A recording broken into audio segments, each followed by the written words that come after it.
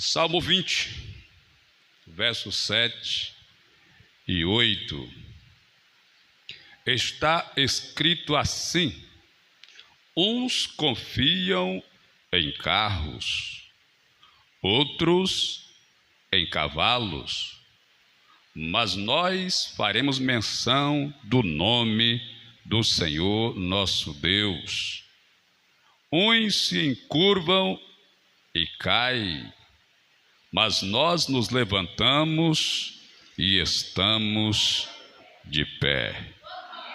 Uns se encurvam e caem, mas nós nos levantamos e estamos de pé. Senhor Deus e Pai, em nome de Jesus, com alegria, satisfação e prazer, aqui estamos unidos e reunidos na Tua presença, para te bendizer, te engrandecer, te exaltar, te louvar e na beleza da tua santidade te adorar. E obviamente que o anelo do nosso coração neste momento é ouvir a tua voz, o Senhor falar conosco. Por isso se revele e dos céus envia o pão vivo para alimentar as nossas almas, a tua palavra. Este é o nosso pedido, é a nossa oração. Assim venha e nos abençoe e fale conosco, em nome de Jesus. Amém. Pode sentar. Deus abençoe, em nome do Senhor. Eu não sei se você já ouviu falar de um moço, ele já é falecido, chamado Mahatma Gandhi. Eu não sei se você já ouviu falar esse nome. Mahatma Gandhi. Ele é um indiano, ou seja, alguém que nasceu no país da Índia. Ganhou o Prêmio Nobel da Paz pela sua missão, seu trabalho, seu comportamento. Alguém disse que quando ele estava estudando na faculdade, o seu professor o rejeitava e gostava de fazer algumas pegadinhas para tentar humilhá-lo. E um dia ele disse: Gandhi, se você fosse por um caminho e achasse um saco de dinheiro e achasse um saco de sabedoria, o que era que você pegava? Ele disse: eu pegava o dinheiro. Aí o professor olhou para ele com um olhar de desdém e disse: porém eu pegava o saco de sabedoria. Ele disse: cada um pega o que necessita, cada um pega o que não tem. Outro dia eles estão no refeitório e o Gandhi vai e senta-se à mesa que o professor está fazendo a sua refeição. E ele não gostou de que ele tivesse vindo sentar-se onde ele estava e disse assim: Mahat, você não sabe que os porcos não comem com os passarinhos? Ele pegou a bandeja, o Mahatma Gandhi, e disse: não se preocupe, professor, já estou batendo as minhas asas. Só que o Gandhi, da religião hindu, religião da Índia, ele foi para a Inglaterra, porque ele era um homem religioso, e isso é história verídica. Ele queria conhecer o Deus dos cristãos, e foi até uma igreja protestante ou evangélica, como queira o senhor, a senhora entender, e sentou-se no banco, e ele disse: eu vou ouvir a preleção desse pastor, vou tentar entender, e no final eu vou tirar as minhas dúvidas. Eu quero conhecer o Deus dos cristãos. Quando ele chegou na igreja, ou na porta da igreja, já olharam para ele com desdém, com desprezo. Quando ele sentou-se, a madame pegou os filhos e saiu de perto dele e foi sentar em outro lugar. E todo mundo começou a olhar estranho para o Magandhi. O indiano, ele tem uma pele acinzentada. Ele tem um cheiro estranho de tanto incenso que ele oferece na sua cultura. O traje deles é diferente. E aquela mulher e os irmãos ficaram olhando com um olhar de desprezo. Terminou o culto, ele pediu para falar com o pastor, e o pastor disse que não podia atendê-lo, e era uma diretoria, era uma coisa, uma outra, marcasse uma audiência outro dia, ele o atendia. Mesmo assim ele disse, tudo bem. Ficou por ali, quando todo mundo saiu, só ficou ele sentado, o obreiro veio para fechar as portas da igreja, e disse, o senhor dá licença, a gente tem que fechar a igreja, já acabou o culto. Ele disse, mas eu cheguei de viagem, eu não tenho para onde ir. Disse, não, mas a gente não tem como lhe dar dormida. Eu estou com fome, arrume pelo menos um pão para eu comer. Se a gente não tem. Mas eu estou aqui à toa. Ele disse, não é problema nosso, sai que a gente precisa fechar a igreja. Magandhi voltou para a Índia e disse para os seus seguidores, o Deus dos cristãos não presta. Eu fui visitar uma igreja dos cristãos, eles até falam uma coisa, mas vivem outra. O Deus dos cristãos não é amoroso. Os seguidores dele não têm amor, não prestam. E qual é a impressão que o mundo está tendo de nós? Como é que o mundo, as pessoas têm nos enxergado como os cristãos, seguidores, discípulos de Jesus? Entre tantos motivos que levam alguém a sair da igreja, eu vou lhe apresentar 3.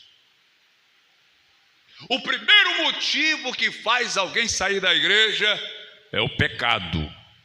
Esse é o primeiro motivo. O desejo da carne, o desejo de pecar.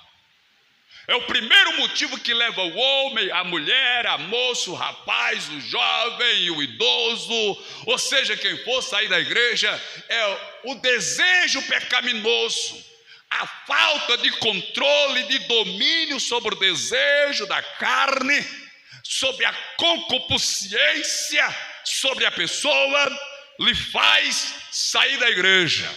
Quantas pessoas na igreja, irmãos, e eu digo isso com entendimento de questão, que muita gente está na igreja querendo ser fiel, querendo ser santo, querendo ser obediente, querendo ser temente, querendo andar na linha, aprumado, querendo dar bom testemunho, querendo obedecer, mas algo vem e acontece e ele peca, ele falha, ele desobedece, ele pratica os desejos do mundo e da carne e vive nessa guerra e nesta luta. Chega a um ponto tão elevado que ele mesmo diz dentro da sua consciência, no seu íntimo, não tem como eu permanecer na igreja, eu não consigo ser fiel, e acaba saindo da igreja pelo desejo pecaminoso da carne.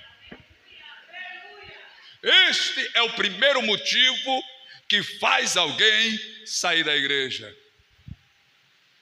Quando não é a falta de controle ou domínio sobre o desejo da carne, é o simples fato do prazer pelo pecado, da alegria, satisfação em pecar. E todos nós não vamos ser hipócritas, eu não vou ser hipócrita, fingindo falso aqui, não vou ser. O pecado, ele traz prazer carnal, ele traz satisfação para a carne deseja, a carne se alimenta do pecado, louvado seja Deus. Ela almeja, ela quer, ela procura, ela vagueia atrás de satisfação, e o pecado proporciona isso para a carne humana. Então é um dos motivos que faz com que ou a pessoa não entre no evangelho, ou a pessoa saia do evangelho da igreja, o desejo pecaminoso. A segunda razão, de várias, vou apresentar 3 apenas, que faz alguém deixar o evangelho e sair da igreja são as lutas. A luta, ela vem tanto no material como no espiritual. Lutas. Às vezes a luta, ela é tão ferrenha, ela é tão forte, grande, consumidora, que você não aguenta mais caminhar, que o seu pensamento é só entregar os pontos. Às vezes a luta é tão grande que quem é casado pensa em se embora, deixar o marido, deixar a mulher. Às vezes no trabalho pensa em pedir as contas, ir embora, abandonar tudo, porque a luta, meu irmão, é grande. A prova é grande. Então, quando o cristão que está na casa de Deus, que serve ao Senhor, se vê diante da luta, e quando ele olha para a luta e não vê saída, solução, resposta, percebe que não tem como vencer a luta, a única solução é fugir dela, se esconder dela, se desviar dela, correr para longe. É a solução que ele acha que ele encontra. Quando a luta vem, e eu preciso ser claro com os amados irmãos, que todos nós, dia mais, dia menos, uns mais, outro menos, iremos passar pela luta.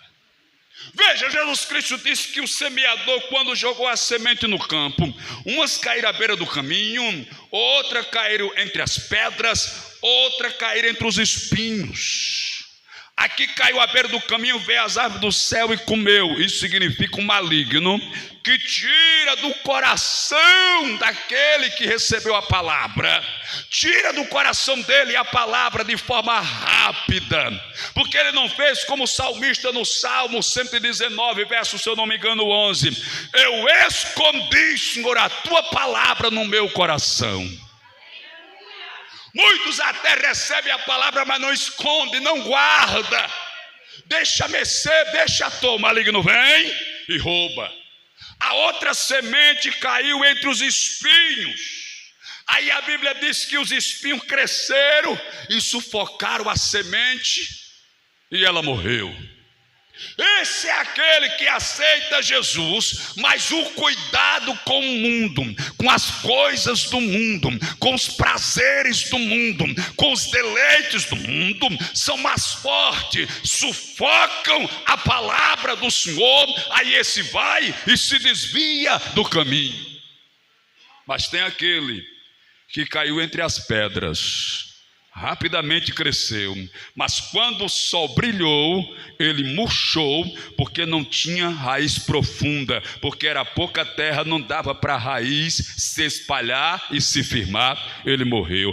Esse é aquele que aceita com alegria a palavra, mas quando a tribulação vem, quando a perseguição vem, quando a prova vem, logo ele se desvia. Foi por esta razão que Jesus foi bem claro. Jesus não deixou ninguém enganado. Primeiro ele disse: se alguém quiser vir após mim, primeiro, negue-se a si mesmo. Segundo, tome a sua cruz. Terceiro, siga-me. E ele foi bem claro em dizer: no mundo você terá aflições. Então eu não posso censurar Jesus, eu não posso criticar nem me revoltar contra Jesus, porque uma luta se levantou, porque ele disse: no mundo você terá aflição. Para me seguir você precisa carregar uma cruz. E seja sincero, você preferia uma coroa, não era não? Você preferia um troféu, preferia carregar uma bênção, mas ele disse: olha, o negócio é cruz. Está disposto? Aleluia. Mas eu queria um troféu, eu queria uma coroa, eu queria uma bênção, eu queria uma vitória. Mas o Senhor está me dando uma cruz? Porque essa cruz é o passaporte, aleluia, é o objeto pelo qual você vai trocar por uma coroa. A coroa está lhe aguardando, mas para a coroa lhe ser dada, você precisa trazer a cruz. Aleluia. O primeiro motivo que faz uma pessoa sair da igreja, glória a Deus, é exatamente, glória a Deus, a situação de estar distante de Jesus. O segundo motivo são as lutas. Se o primeiro é estar distante ou desejando o mundo, o pecado, o segundo é a luta. Você se abate, se entristece. O terceiro motivo que leva alguém a sair da igreja é a perseguição. Primeiro motivo, o pecado. Segundo motivo, a luta. Terceiro motivo, perseguição. Luta e perseguição não é a mesma coisa, pastor? Não. A luta, ou melhor, a perseguição tem 3 origens: Satanás, o mundo e os seus. A perseguição tem 3 origens. Você pode ser perseguido por Satanás, pelo inferno. Você pode ser perseguido pelo mundo. E às vezes perseguido pelos seus. E a Bíblia diz que os piores inimigos do homem são os da própria casa.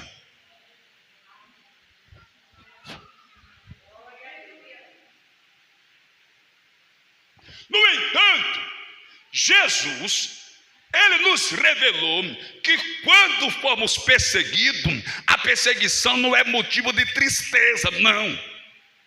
Ele, na verdade, nos manda se alegrar. Está lá em Mateus 5, 11, 10, 11, 12. Bem-aventurados sois vós, quando vos injuriarem e perseguirem, e mentindo disserem todo o mal contra vós por minha causa, disse Jesus. Alegrai-vos e exultai-vos, porque será grande o vosso galardão nos céus. Então iremos receber o galardão se nós resistirmos e suportarmos a perseguição, seja ela espiritual, seja ela mundana, ou seja ela dos seus. E quando eu falo dos seus, eu envolvo a igreja. É por esta razão que eu falei a história de Mahatma Gandhi, ou Magandhi, que aonde ele sofreu a maior decepção foi dentro de uma igreja.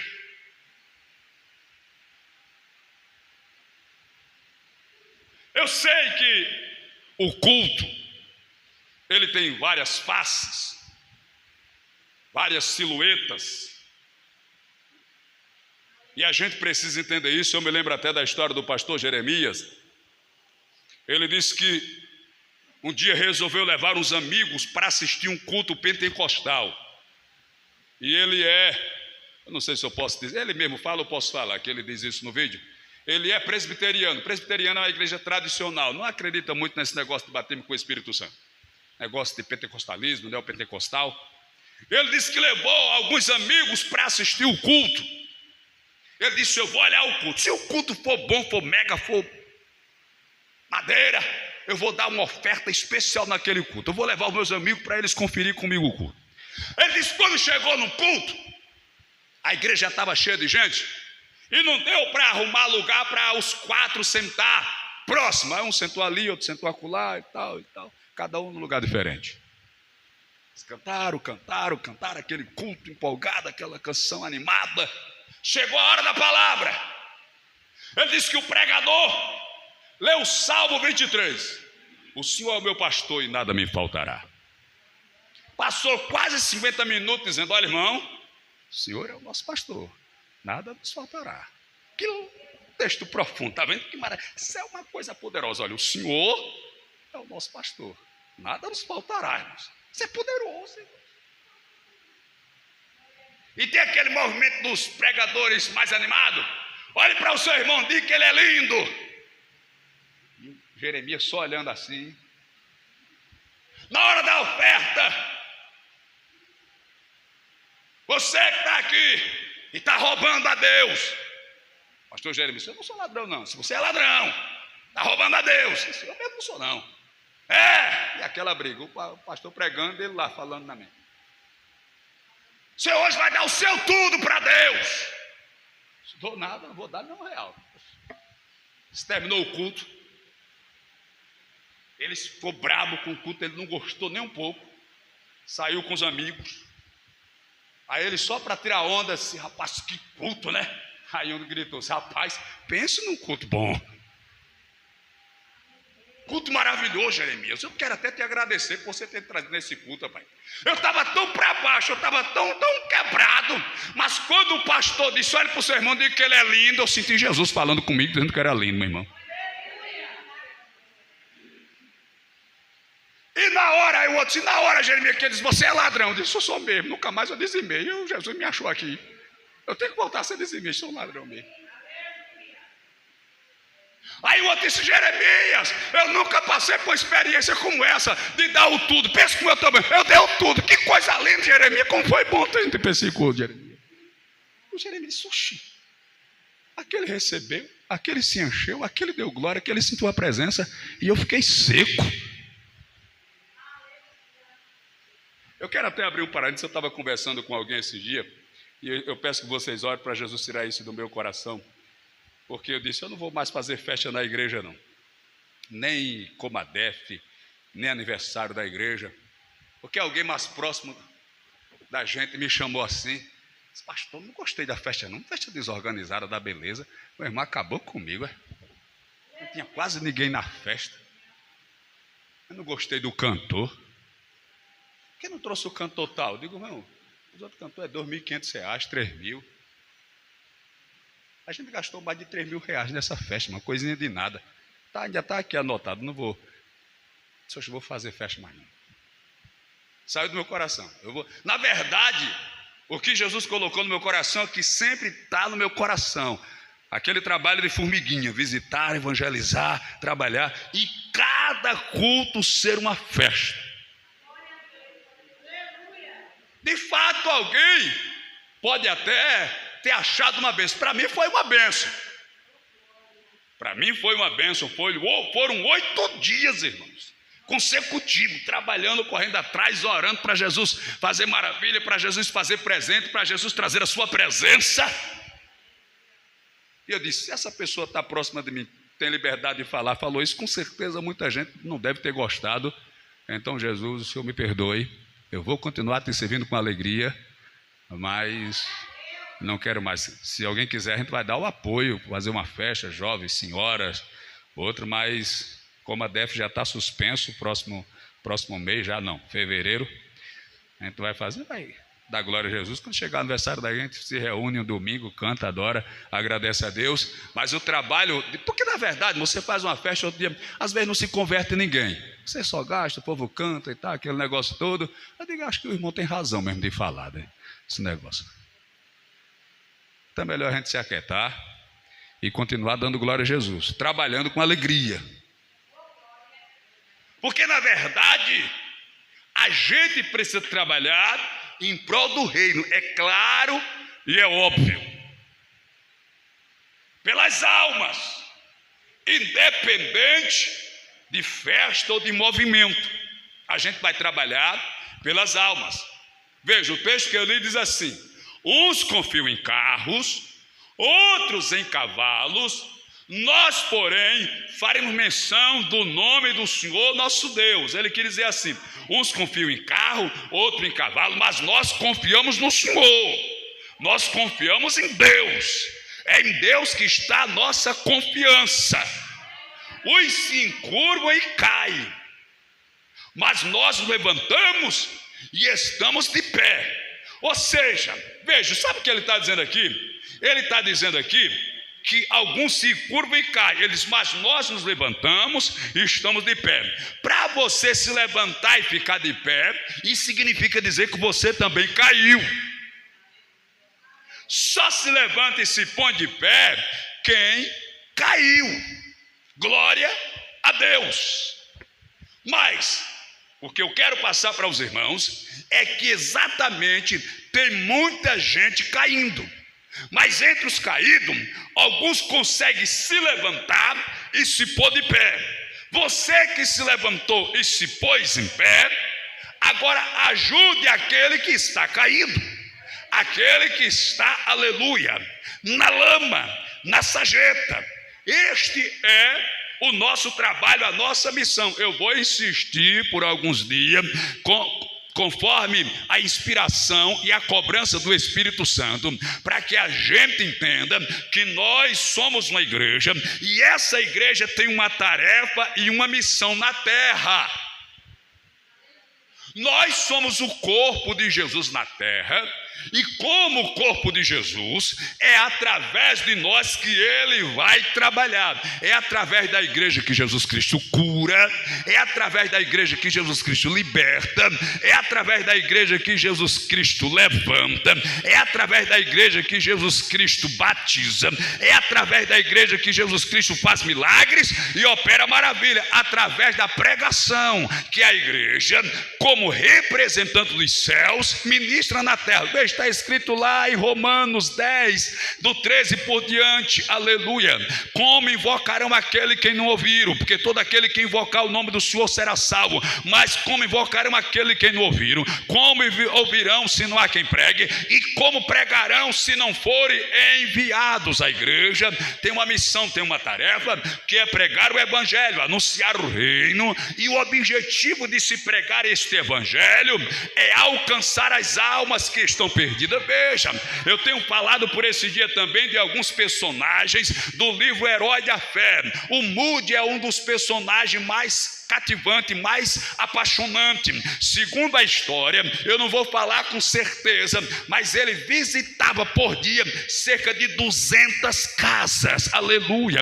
Ele fazia escola bíblica de manhã, os que faltavam na escola bíblica ele visitava à noite ou visitava à tarde, para a noite eles estarem no culto, para a noite eles estarem louvando a Deus na igreja. Então eu preciso ter esta disposição, eu preciso ter esta alegria, louvado seja Deus. Mas existe uma coisa cansativa, irmãos, aleluia, é quando você, aleluia, trabalha para o Senhor, se esforça para o Senhor, e alguém vem e joga um balde de água fria. Você gasta, você se empolga, você aluga cadeira, você contrata cantor, você corre atrás do ambiente, você luta, você ajeita tudo, aí no final está tudo bonito, organizado, e você pensa que foi uma coisa linda, alguém chega e joga um balde, não prestou não tinha quase ninguém. O cantor, meu irmão, deixa eu abrir um parênteses aqui. O irmão entrou em contato com o cantor e fez o acordo com ele, deixou tudo agendado. O cantor se esqueceu. Aí eu disse, o irmão já falou com o cantor para confirmar? Ele disse, vou ligar. Quando ligou, ele não atendeu. Quando ligou, já foi na véspera, ele estava não sei aonde, num sítio, não sei. Rapaz, olha, eu esqueci, não anotei, e agora não dá para ir, eu estou sem roupa aqui adequada para ir para o culto. O irmão ligou para mim, pastor, e agora o que a gente faz? Diga a ele que venha, porque eu preferia que ele viesse do jeito que veio, do que ele não vinha, eu tenho que justificar para os irmãos que o cantor não veio. E os irmãos que ajudaram, porque os irmãos ajudaram, as irmãs fizeram uma cantina, arrumaram R$500, os irmãos ajudaram com mais uns R$700, R$800, deu quase a metade das despesas para a gente fazer a festa. Mas alguém vai olhar e não vai se agradar do que foi feito, louvado seja Deus. Então, se você analisar, irmão, nada é mais, aleluia, é desanimante, nada é mais frustrante, decepcionante do que você trabalhar pela obra, se esforçar, se desgastar, lutar contra o pecado, lutar para andar em dia, fazer todas as coisas certas, andar, deixar a sua vida profissional, às vezes até desprezar a sua família, desprezar os seus parentes, para viver para a obra, para fazer a obra, para ganhar as almas, para lutar pelas vidas,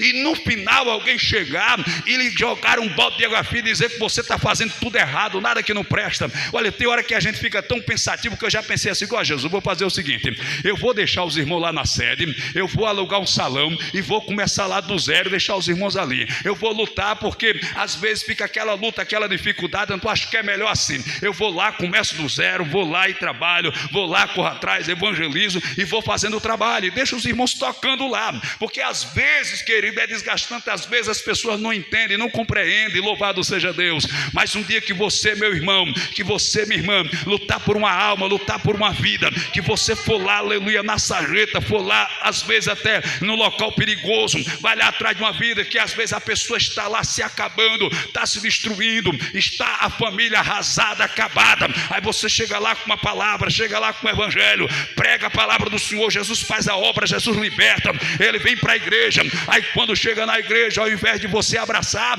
você quer expulsar. Aí como é que vai funcionar o evangelho? Qual é o resultado do evangelho? Um dia pegaram uma mulher adúltera que estava traindo o marido e disseram: vamos levar para Jesus para a gente apedrejá-la.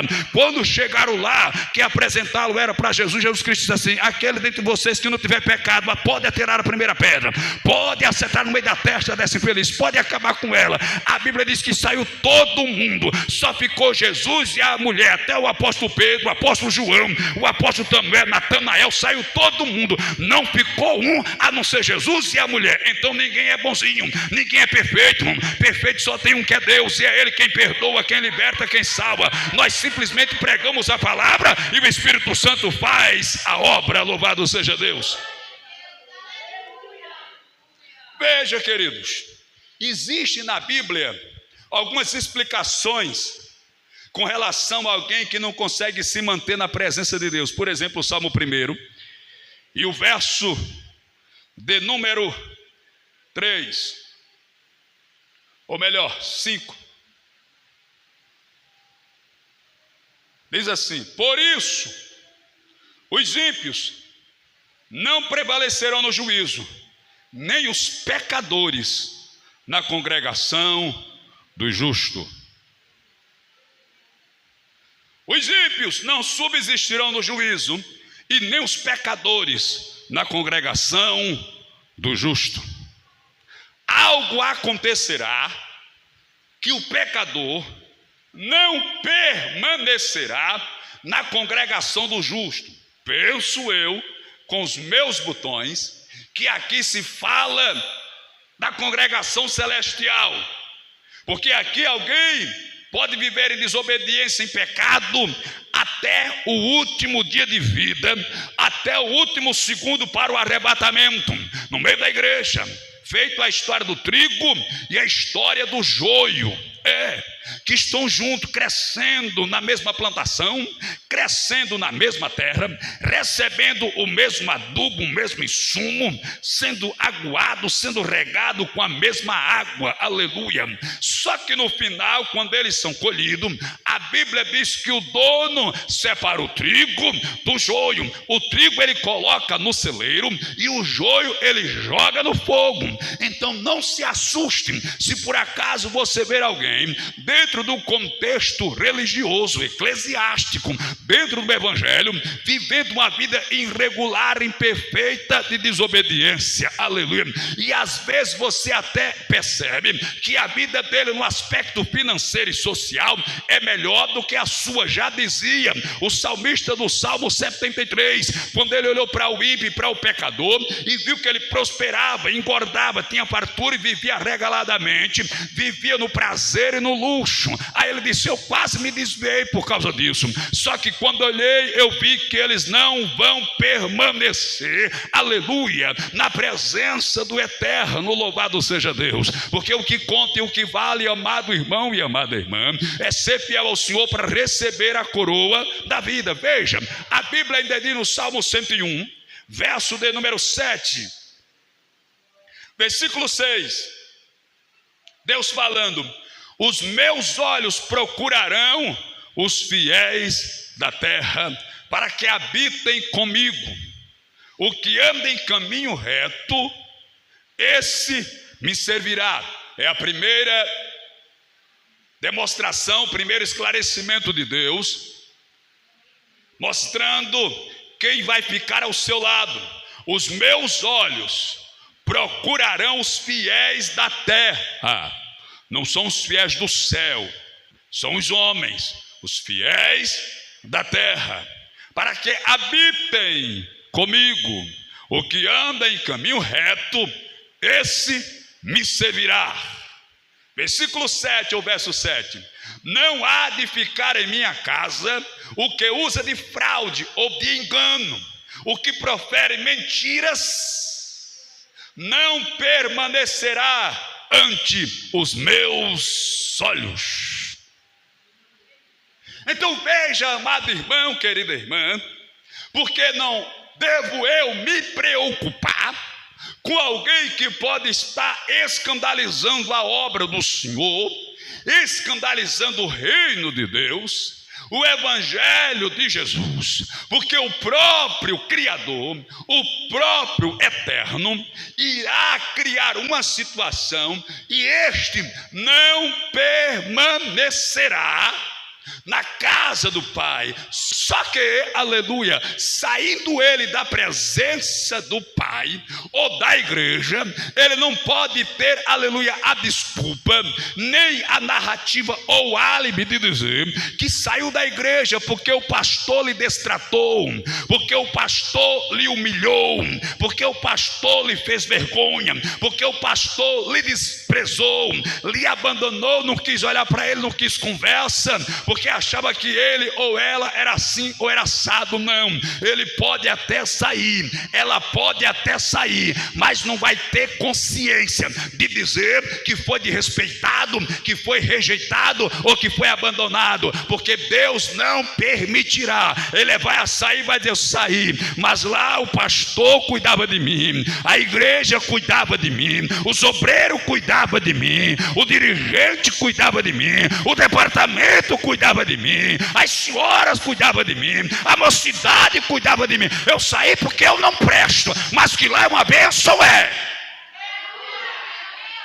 Você está entendendo como é que funciona a palavra do Senhor? Como é que funciona o evangelho? O Senhor não permitirá, não há de ficar em minha casa o que usa de fraude ou de engano, o que profere mentiras, não permanecerá ante os meus olhos.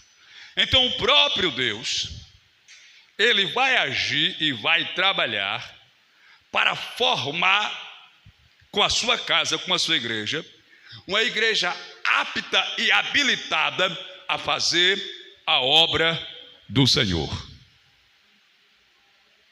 Ontem um obreiro foi lá em casa, acho que umas 7 horas da noite, eu tinha acabado de chegar de capela, fui dar um apoio à minha mãe, que eu perdi uma prima, e a minha mãe tinha criado ela, eu fui lá dar um apoio, muita luta, muita coisa.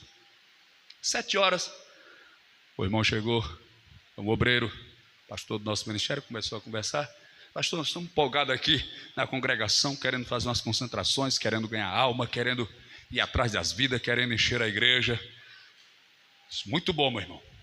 Só quero lhe dar algumas dicas, porque o meu pai, quando eu ajudava ele limpando canavial, às vezes a gente se distraía brincando, aí quando estava chegando lá, a gente ia ficar aperreado, doido, querendo terminar, fazia um trabalho desajeitado. Às vezes o empeleiteiro, o cabo passava lá e desaprovava, tinha que ajeitar. Ele dizia: menino, vocês ficam brincando por aí, chega já atrasado, quer fazer tudo de uma vez só. Trabalhe devagar, mas trabalhe sem parar, trabalhe continuado. Olha, o segredo para fazer a obra é um trabalho continuado. Pode ser lento, devagar, mas constante, sem parar, sem desistir, devagarzinho, chuva e sol, inverno e verão. Você está ali de dia e de noite, sempre caminhando. Não queira que aconteça uma explosão, não, é devagarzinho, é pouco a pouco. Eu falei aqui, eu não sei se foi domingo, por exemplo, se uma igreja ela ganhar uma alma por mês, um ano tem 12 meses. Isso quer dizer que um ano ganhou 12 almas, em 10 anos ganhou 120, em 11 anos, que é o nosso caso, 132 almas, ganhando uma alma por mês. Agora imagine se nessa igreja tiver 10 crentes, 10 crentes, e cada crente ganhar uma alma por mês. Depois você faz a conta para confirmar. Em 10 anos tem 1.200 pessoas, só os 10 ganhando uma alma por mês.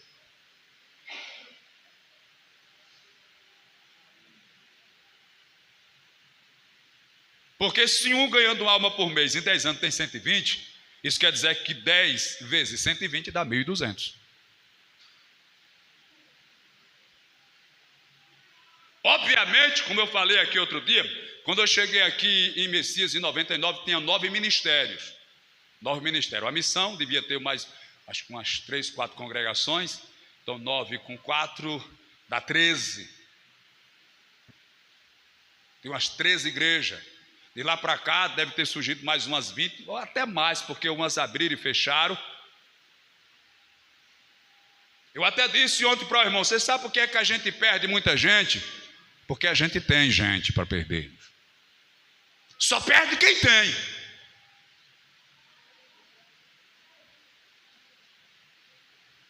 Obviamente que a gente não pode se conformar, está trabalhando e perdendo o trabalho. A gente não pode ficar feliz com isso, em perder o fruto do trabalho, perder entre aspas, né? Porque se vai para outra igreja, de certa forma não perdeu. Mas a gente não pode ter esse pensamento, não pode ter esse descuido.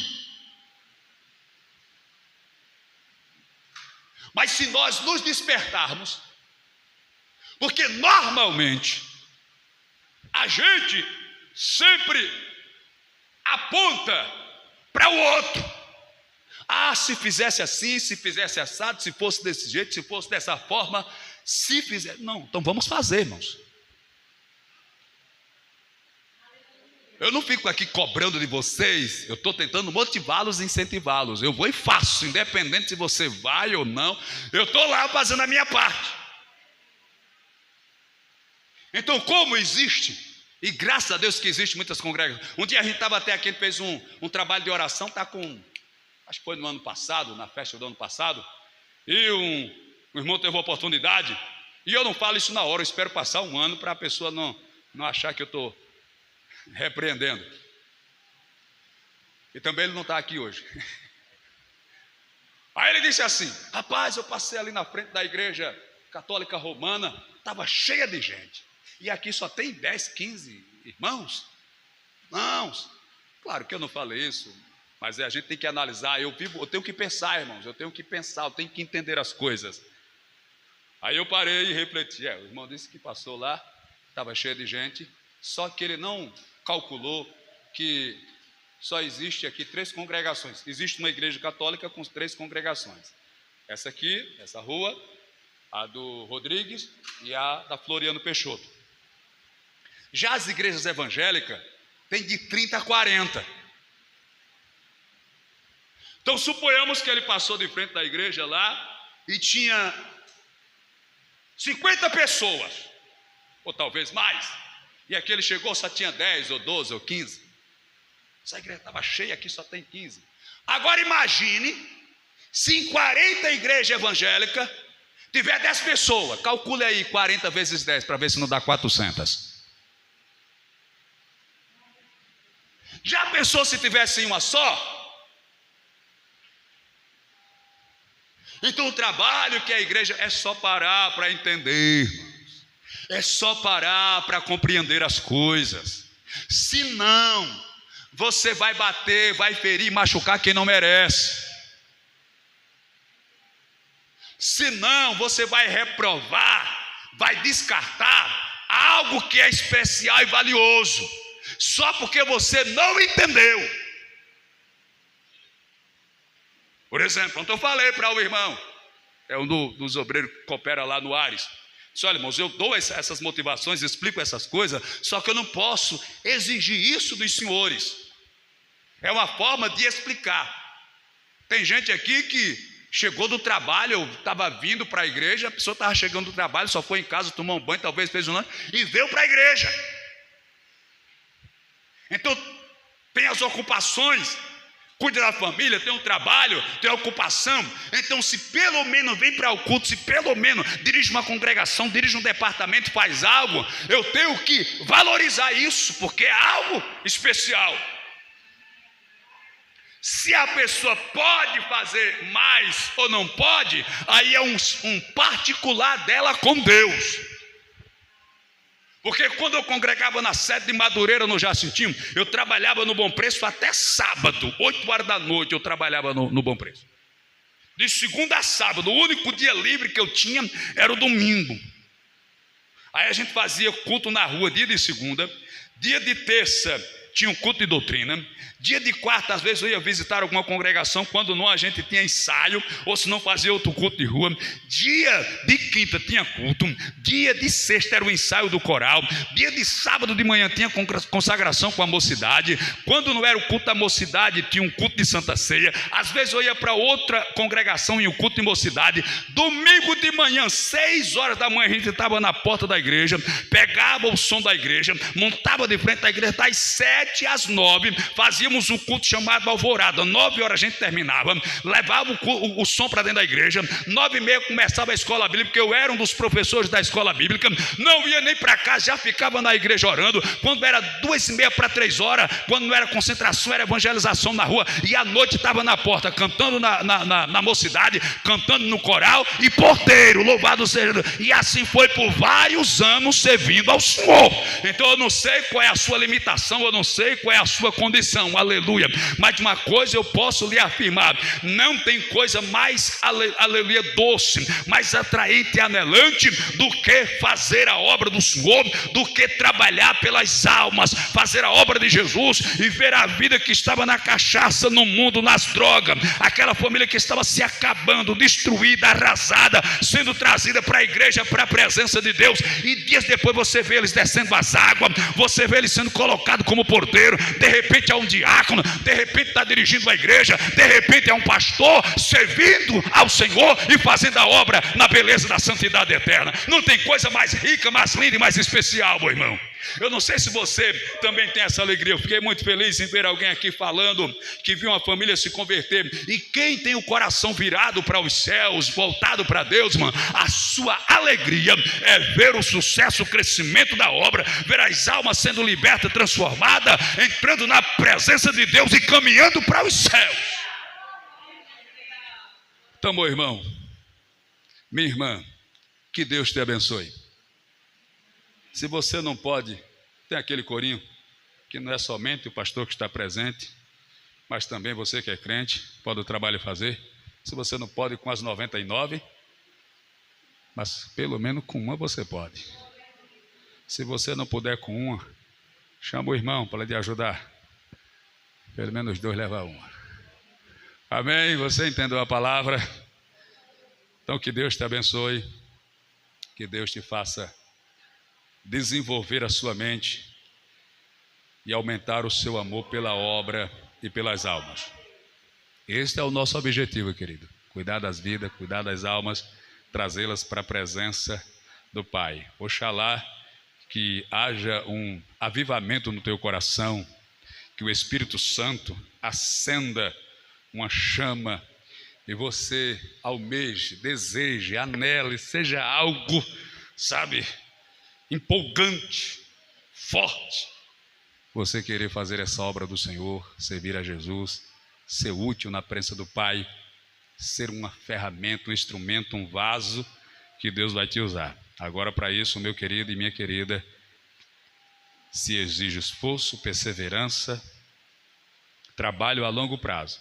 Repito também o que eu falei para o irmão ontem: olhe, não espere que aconteça algo grande em 5, 6 meses, 1 ano não. Isso é trabalho para 7, 8, 9, 10 anos, para a gente ver resultado. O que Deus exige da gente é que a gente persevere, não desista, não desanime, vá à frente acreditando, confiando e dizendo que Ele é grande e é poderoso. Amém? Fique de pé, por gentileza.